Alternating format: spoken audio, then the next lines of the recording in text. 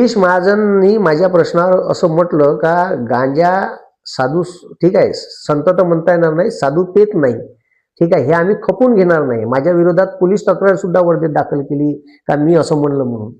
तर मी 10 लाख रुपयाचं बक्षीस लावतो. किती लाखाचं? 10 लाखाचं.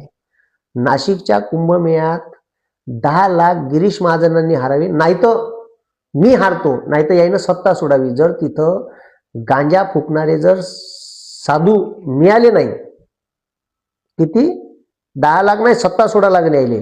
जर महाराष्ट्राचा मुख्यमंत्री आणि ठीक आहे ते गिरीश महाजन म्हणत असन का नाशिकच्या कुंभमेळ्यात एकही संत तिथं साधू येणार नाही का जो गांजा फुकणार नाही. अरे आमची परंपरा ही संत ज्ञानदेवाची, संत तुकारामाची, संत एकनाथाची, संत ठीक आहे गोरा कुंभाराची, संत तुकाराम महाराज, संत ठीक आहे तुकडोजी महाराज, कर्मयोगी गाडगे महाराज, हे संत आहे ज्यांनी समाजासाठी काहीतरी केलं, समाजाचं भलं घडून आणलं.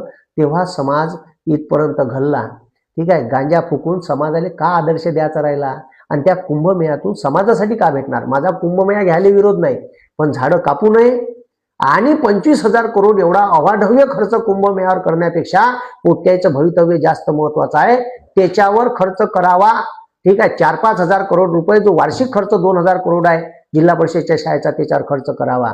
ठीक आहे, जर हे खरंच माझ्यासोबत एवढी हे म्हणत असून का खपून घेणार नाही तर चॅलेंज न देतो यानं सरकारचा राजीनामा द्यावा आणि असं म्हणावं का तिथं तुम्ही आम्हाला दाखवून द्या गांजा फुकणारा एक तरी साधू संत. ठीक आहे, तर मी 10 लाख रुपये हारीन, यानं सरकार सोडावं. चॅलेंज आहे आपलं, लागलं आजच चॅलेंज.